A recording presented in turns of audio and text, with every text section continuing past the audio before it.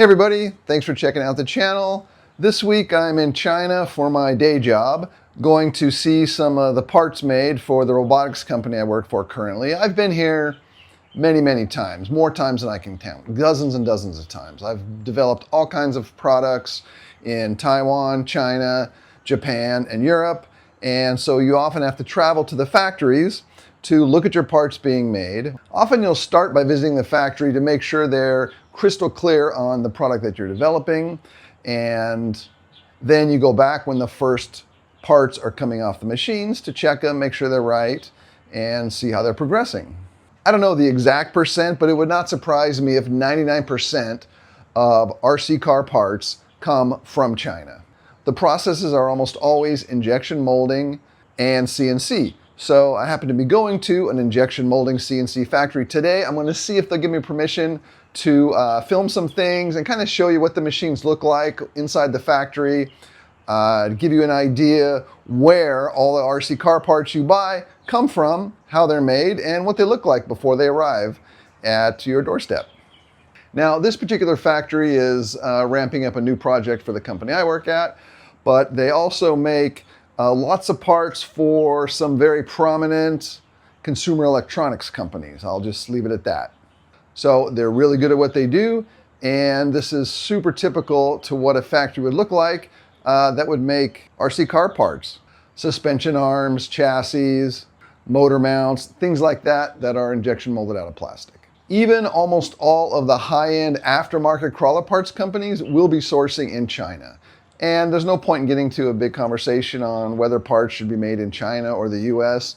The fact is, most of what you buy is made in China, and that's not going to change in the near future. And there's nothing wrong with that. That's just part of global economics.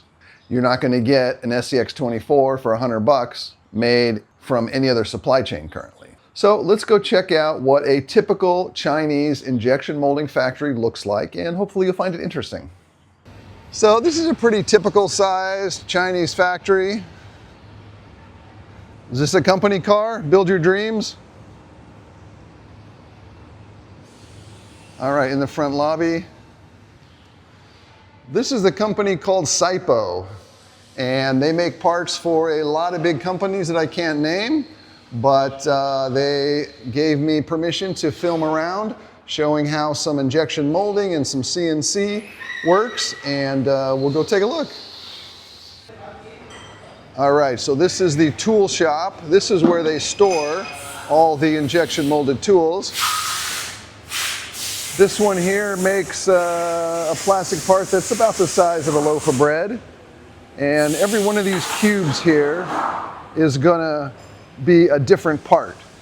And you can see they've got hundreds and hundreds of different parts for different customers that they're making.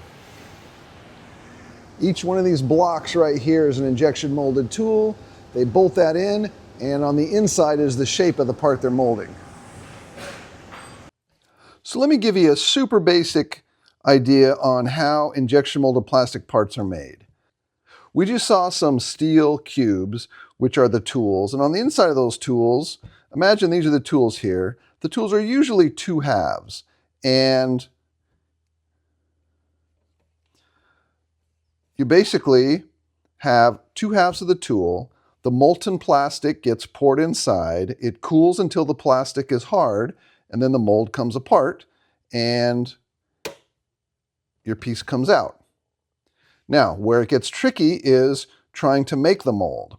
With a normal spinning round cutting tool, a CNC machine, you can cut out, mostly any shape you want, except for the negative of many parts.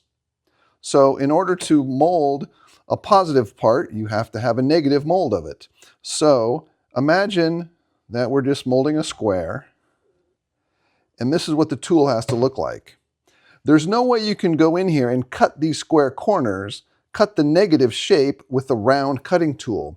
So you have to use a different process to cut these negative shapes of the parts. And the most common of those processes is called EDM, not not that kind of EDM. It's a process called electrical discharge machining. And what we're going to see is a copper block that is the positive of the part you want, and that copper block will burn into the steel half that you need to make the negative of.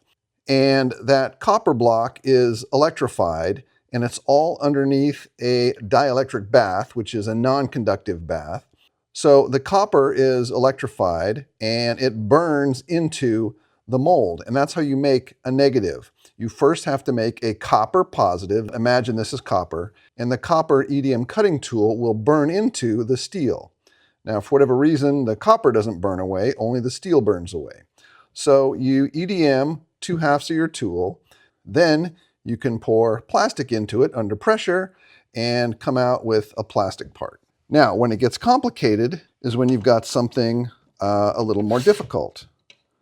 So this is a capper axle, and you are going to have a left and a right, but you might also have additional parts called slides. For example, in addition, you may also have some smaller slides, some smaller pieces of the tool that come in like this. So you would have a big front and a big back, and then some smaller pieces coming in the sides if you have to make undercut or other features. That's pretty common. And the more complicated your part is, the more slides, the more parts of your tool there are going to be. And you can do some pretty complicated but pretty beautiful parts. I just love looking at these injection molded parts that come off mass-produced RTR kits. There's really such beautiful detail injection molded into this. And there are lots of rules and guidelines you have to follow in order to make the part happen. One of those rules is called draft. In order to get the tool out, you have to have what's called draft, which means this tool has to be tapered. It can't be perfectly straight, and it certainly can't be undercut, or you can't pull the tool out. So the tool has to be tapered, usually 1 degree, and that way you can pull the tool out of the plastic. Obviously, the tools aren't made out of Play-Doh. I'm just simulating steel with Play-Doh, and you're almost always going to have what's called an ejector pin, or a series of ejector pins. So after, when the part's done and the two halves separate, there will almost always be a series of ejector pins that push the part out. And we'll see some ejector pins in action on the part I'm going to show you. This particular tool right here, the plastic part is in this area, and these are what's called slides. This opens this way, this opens this way, and there's different tool slides required to make more complicated parts. Here's a tool they're in the process of assembling, and this shiny surface here is the actual negative shape of the plastic part that's being molded, and these slides will go in and out in the machine to handle different undercuts in different directions.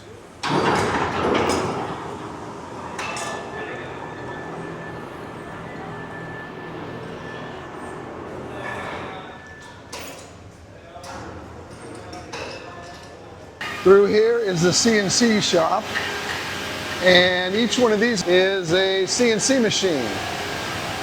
This here is the cutting tool, and then down here the part gets mounted to this rotating, revolving plate.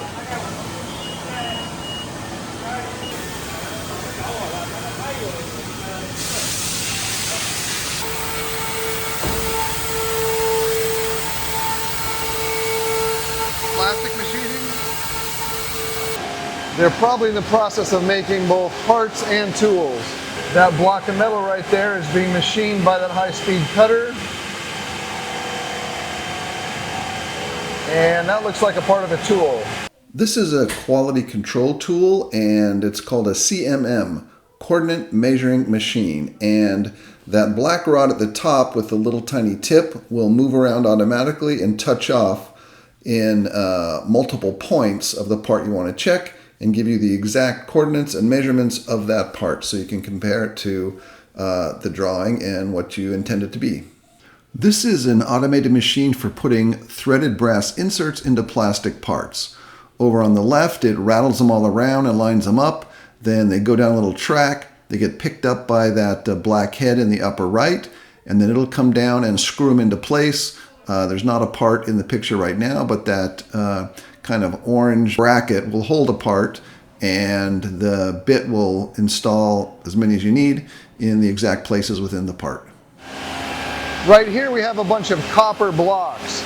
Each one of these is used to cut the negative of the tool in the steel. So the positive shape is machined into copper, and then it's burned through a process called EDM into the steel to make a negative that the plastic gets molded into. So here is an EDM machine which is used to make the tools. So you can see there's a piece of copper bolted into this. This gets electrically charged, and this copper will etch into the steel. This is a part in process. This copper part slowly gets lowered and it burns into the steel part, creating the negative mold, which is the shape of the plastic part. Now normally this would be filled with oil, but they have it drained so I can film it. This burning process, this EDM process, takes place entirely in a liquid bath. So here's an EDM machine running, and you can see the plungers going up and down and burning the material into the steel underneath. You can see the copper tool up here, and the part it's making is down below. And it's all underneath this oil bath.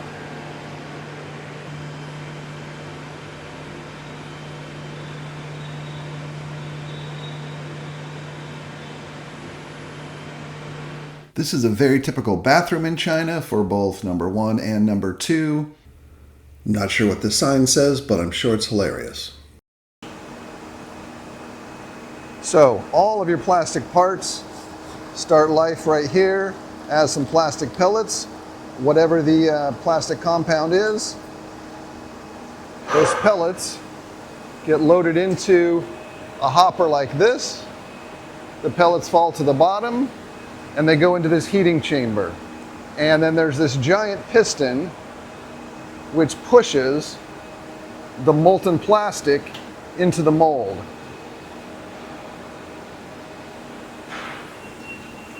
Right now this mold is open and empty, but the plastic is going to come through that nozzle into the tool, and the tool will be closed tight while the part's being made.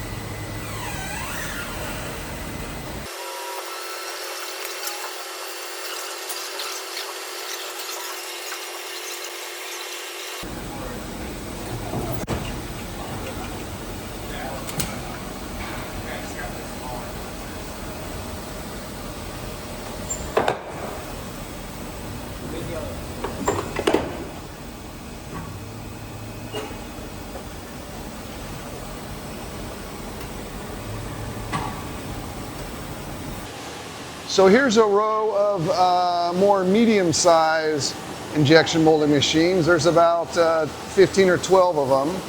And this is the same concept as the prior machine, only it's for much smaller parts. You look in here, again, you've got this cavity, the tool goes in here, closes up tight, and the plastic gets heated up, starts in this hopper, gets heated up, and there's a piston that pushes it into the mold.